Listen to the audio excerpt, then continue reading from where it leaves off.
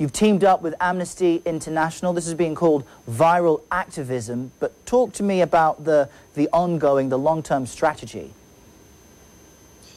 Well, it's two-tiered. What we've done after the success of Another Brick in the Wall last year, we saw some horrific stuff that was coming in, information that was being sent all around of torture and rape and so many executions going on in Iran. And so we decided to build this website that showed the list of names, as many as we can find, of political prisoners, and those are sort of been put away in solitary confinements in the prisons.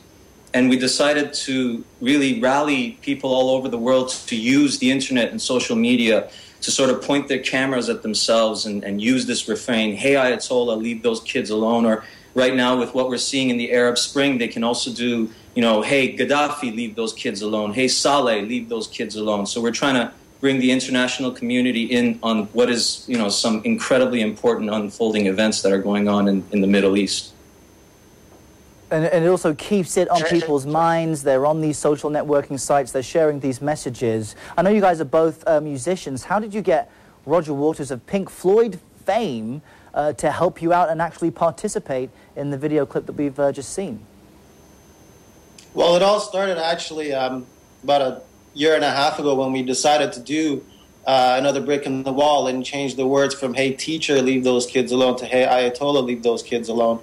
And we quickly recorded the song with the idea in our heads and sent it over to Roger's camp. And to be honest with you, there was really nothing to it. They just immediately, Roger okayed it. And we went about doing the video for it, which you can see online. It's got quite a bit of buzz around it. And, you know, that it just came together really quickly. Talk to me as musicians taking part in supporting these uprisings, as you mentioned, not just in Iran, but Libya, other countries, Syria as well. Is something like this more meaningful to both of you? Absolutely. I mean, this is really what rock and roll is all about. You know, it makes us move our hips and, you know, it takes us away from the realities of life, but it's also incredibly important that it has its ear to the street.